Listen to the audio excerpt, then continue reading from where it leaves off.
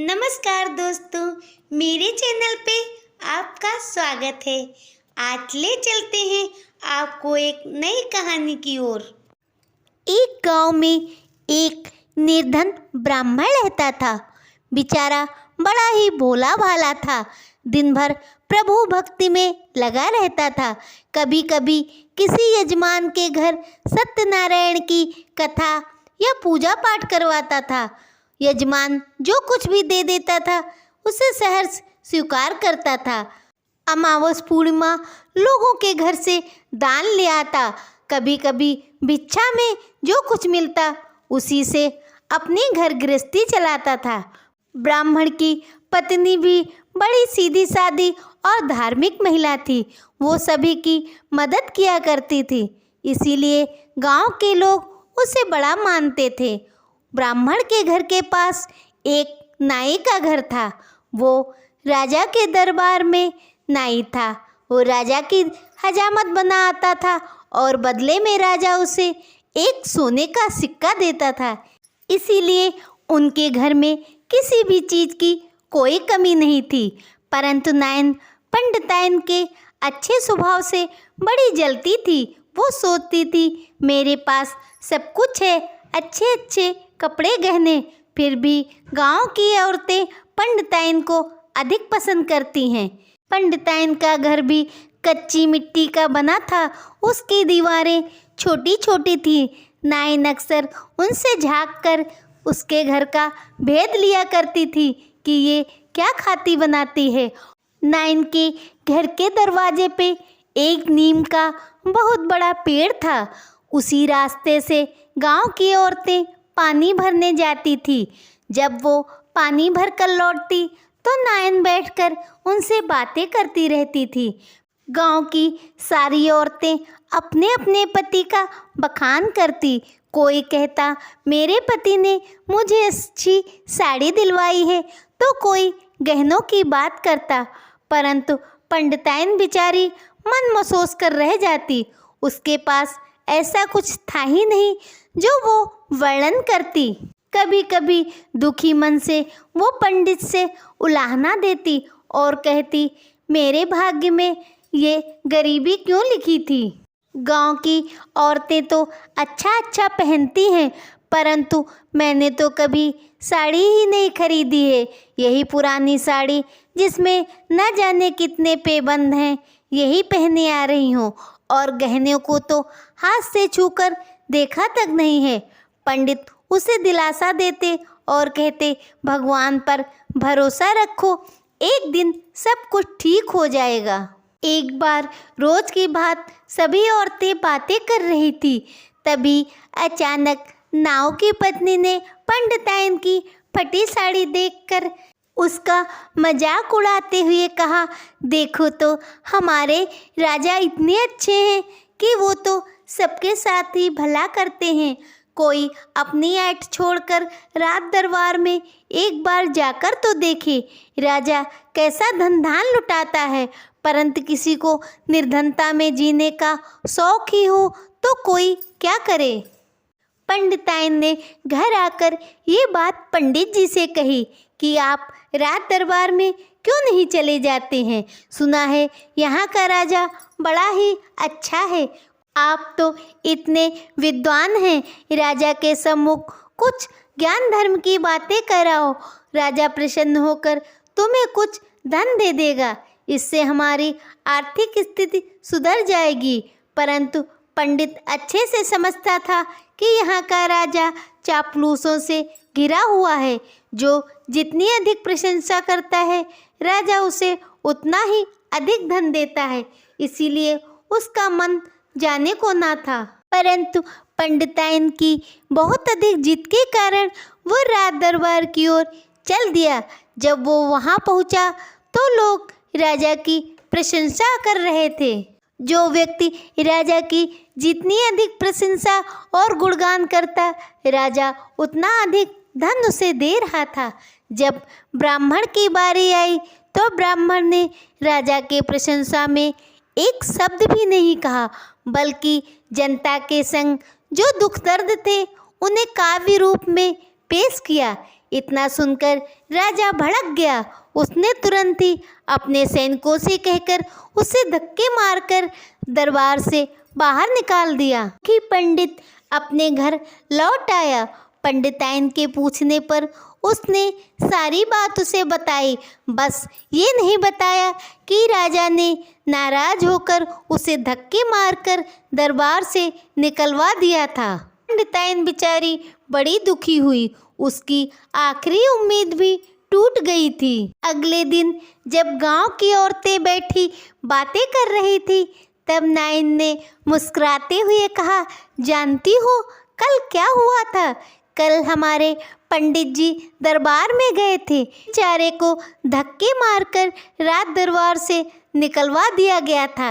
अरे जब दरबार जाना था तो हमारे पति के साथ ना जाते।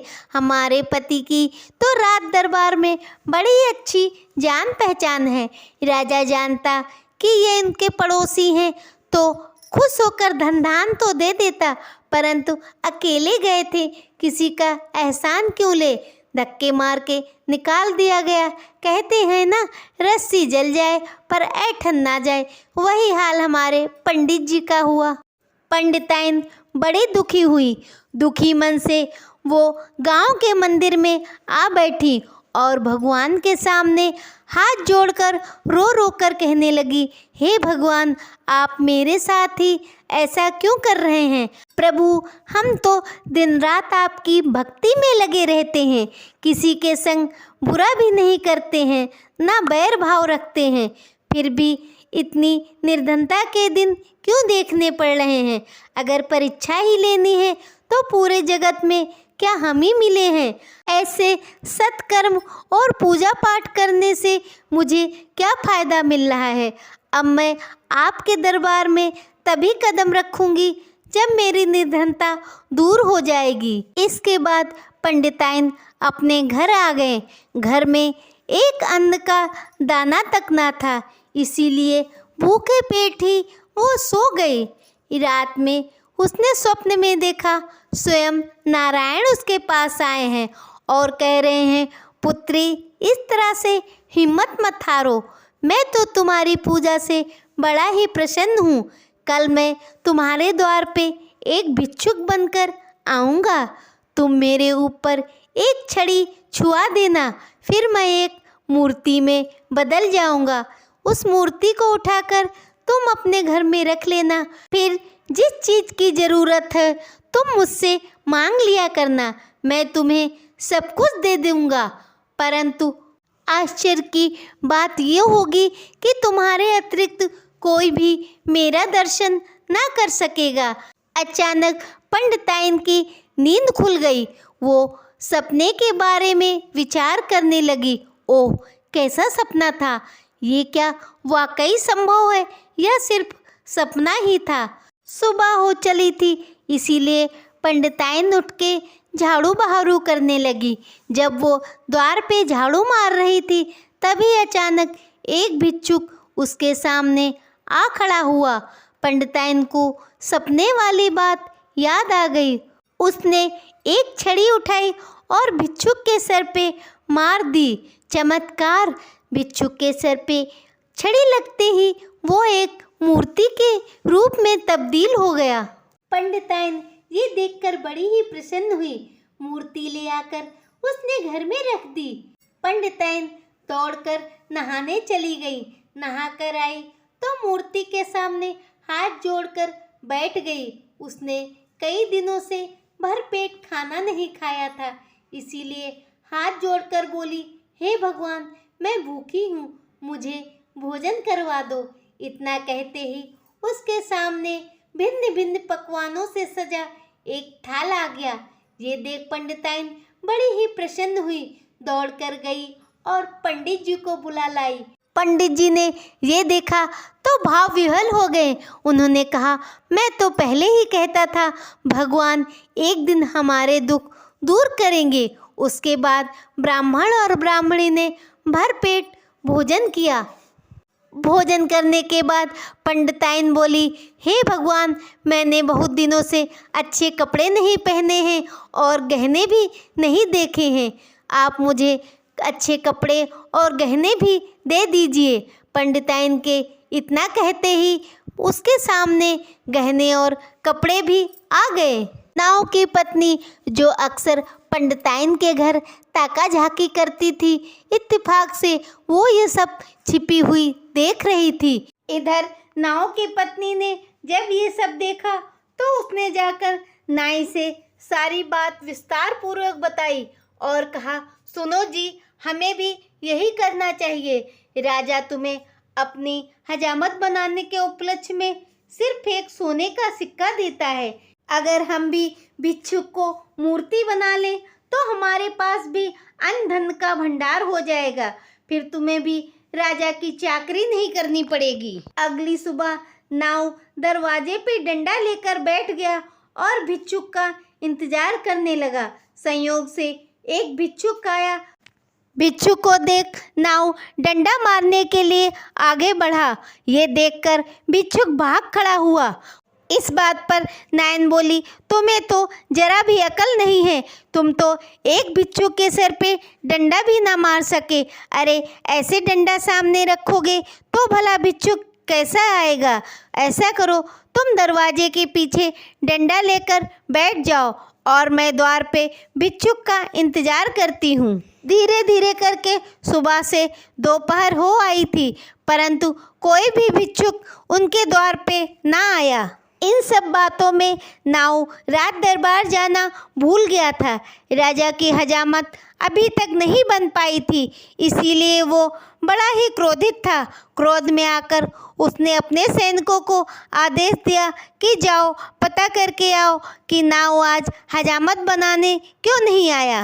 राजा का आदमी ये पता करने के लिए नाई के द्वार पे आया। आहट सुन नाई ने सोचा, इस बार जो भी भिक्षुक होगा मैं उसके खूब तेज से डंडा मारूंगा ताकि वो बड़ी मूर्ति बन जाए और मुझे अधिक धन लाभ मिल सके। आहट लगते ही उसने तेज से डंडा उठाया और सैनिक के सर पे मार दिया।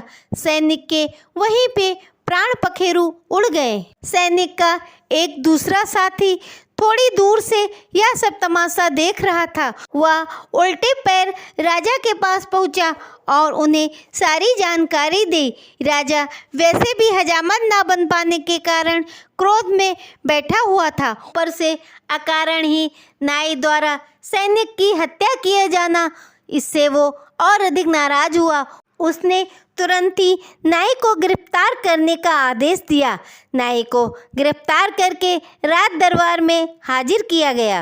राजा का क्रोध देख नाई थरथर कांपने लगा और हाथ जोड़कर अपने प्राणों की भीख मांगने लगा। राजा बोला, तुमने ये सब क्यों किया? नाई ने पंडित और पंडिताई वाली सारी बात विस्तार से राजा को बताई। राजा ने अपने दूतों को आदेश दिया, जाओ और सत्यता का प्रमाण लेकर आओ। दूत जब ब्राह्मण और ब्राह्मणी के घर गए तो उन्हें कुछ भी नजर ना आया, क्योंकि भगवान की लीला थी। ब्राह्मण और ब्राह्मणी के अतिरिक्त किसी को भी भगवान की मूर्ति दिखाई नहीं पड़ रही थी। सैनिक वापस दरबार में गए और राजा से कहा कि ये झूठ बोल रहा है, ब्राह्मण के घर तो कोई भी मूर्ति नहीं है, ना ही कुछ धन है। राजा नाई को फांसी की सजा देने वाला था, परंतु नाई राजा के चरणों में गिर गया और गिड़गिड़ाकर प्राणों की भीख मांगने लगा। तब राजा ने प्राणदंड न देते हुए उसे कारागृह में डालने का आदेश दे दिया। इधर नाव की पत्नी बड़ी दुखी थी, उसे ईर्ष्या और लालच का फल मिल गया था।